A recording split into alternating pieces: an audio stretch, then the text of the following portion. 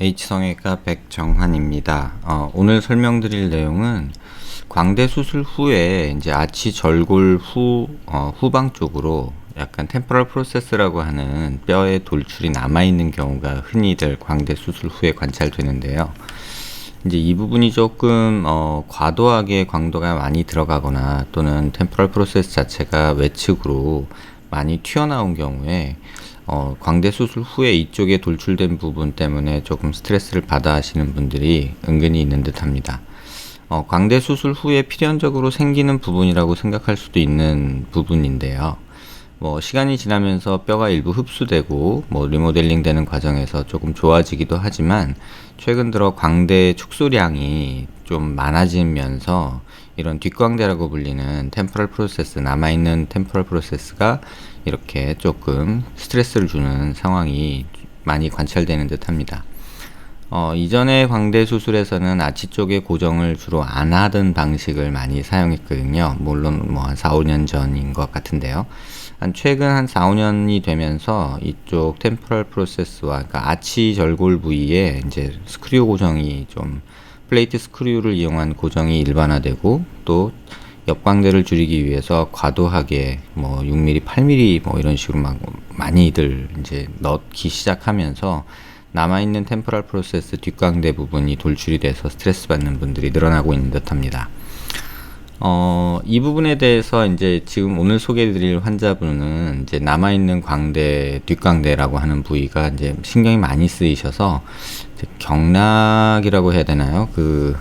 어떤 상호명을 말씀드리긴 그렇지만 지압처럼 눌러서 뼈를 들어가게 하는 치료를 좀 한동안 받으셨던 듯 합니다. 근데 사실 손으로 눌러서 뼈가 줄어든다는 내용 또는 마사지나 이런 압력을 주는 행위로 안면 비대칭을 교정한다 이런 내용에 대해서는 개인적으로는 조금 굉장히 좀 허무맹랑한 소리라고 생각을 하고 있습니다. 물론 이제 약순물이 바위를 뚫는다는 어떤 그런 개념으로 지속적인 압력이 뼈에 영향을 줘서 뼈가 살짝 줄어들 수 있는 것은 맞습니다. 하지만 그 정도의 압력이 계속해서 주어진다는 것은 굉장히 오랜 시간이 걸리는 거고 또 그 압력 자체가 굉장히 세야 되고요. 지속적으로 1, 2년 이런 식으로 압력이 주어졌을 때 변화되는 내용이라고 생각을 합니다. 그래서 치료를 위해서 한두 번 내원해서 가끔 일주일에 한두 번 해서 몇 달간 이렇게 압력을 주었다고 해서 결코 남아있는 뼈가 줄어들지는 않습니다. 이 환자분 역시 이제 그런 남아있는 뒷광대 때문에 이제 그런 치료를 받으신 듯 합니다.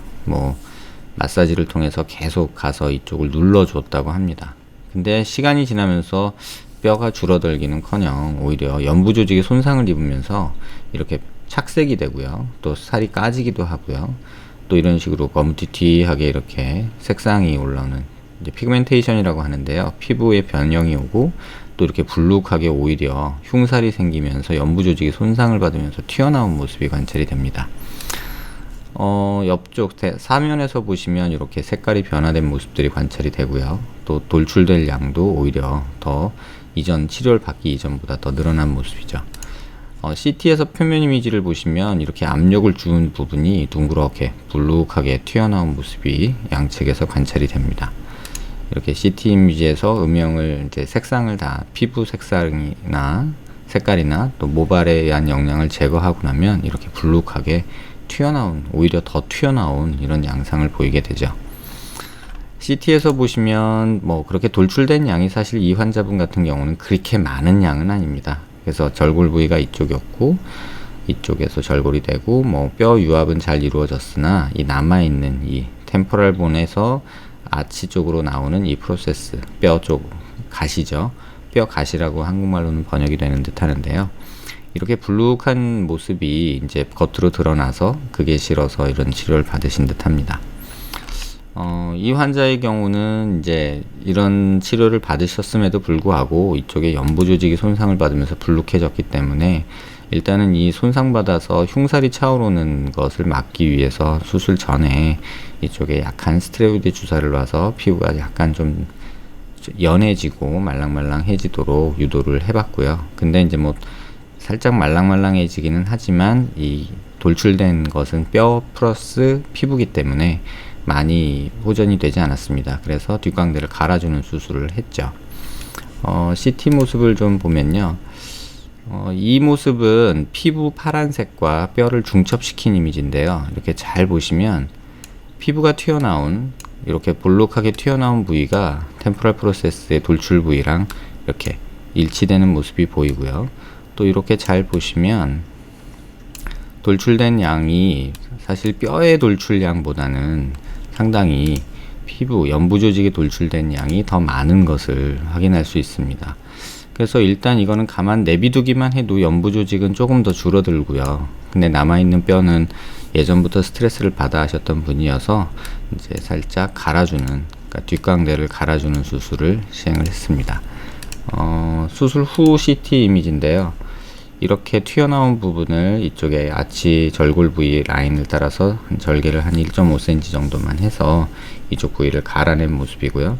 이렇게 블록 튀어나온 모습이 지금 이쪽에서 보시면, 이쪽과 비교해 보시면 수술 전과 후인데요. 좀 매끈하게 갈려 있는 모습이고요. 반대쪽도 마찬가지로 이렇게 보시면 블록해져 있는 모습이 좀 매끈하게 갈려 있는 모습입니다. 이 환자의 수술 후 모습을 보시면 정면에서 볼 때는 많이 줄어든 모습이 보이죠. 하지만 아직도 착색된 부위나 이런 돌출 부위가 아직은 좀 남아있는 모습입니다. 이 모습을, 정면에서 본 모습을 수술 전과 비교해 보면요, 이쪽에 이렇게 블룩해져 있는 모습이 보이죠. 이렇게 요 부분에서 블룩해진 모습이 잘 보이는데요, 수술 후에 오히려 이 부분이 조금 매끈해진 모습을 확인할 수 있습니다. 하지만 이런 착색된 부분이나 이런 흉살 부분은 시간이 좀 더 지나야 좋아질 거라고 보고요. 여기 보면 절개창 자국이 있는 것을 볼 수 있습니다. 이 모습은 수술 후 한 달 정도 경과된 모습이고요. 옆에서 보시면 이렇게 돌출된 모습이 조금 많이 옅어진 모습을 볼 수 있고요. 이렇게 착색된 모습도 시간이 좀 더 흐르면, 최소 6개월 정도 지나면 좀 더 좋아지리라고 봅니다. CT 상에서도 이렇게 튀어나온 모습을 조금 이렇게 매끈하게 갈려서 정리가 된 모습이 보입니다. 이 수술을 여러분들이 뒷광대 수술을 갈아낼 수 없다, 신경이 있다, 혈관이 있다, 턱관절이 있다, 이런 식으로 설명하면서 그쪽은 수술할 수 없다라고 말씀하시는 분들이 있는데요. 사실 거기가 위험한 부위는 아니고요. 안면신경이 지나가는 위치랑은 거리가 좀 멀어서 그런 걱정은 안 하셔도 되고요. 단지 하나 걱정되는 것은 이제 턱관절하고 인접한 부위이기 때문에, 이분 같은 경우는 턱관절이 또 하악 과두라고 하는 이 뼈가 이 외측 템포럴 프로세스 안쪽에 있어서 상관이 없는데, 간혹 가다 보면 이렇게 이 하악 과두가 외측으로 더 튀어나온 분들이 계시거든요. 그럴 경우는 이쪽 부분을 이렇게 갈아주거나 하는 작업에 조금 제한이 있는 것이 사실입니다.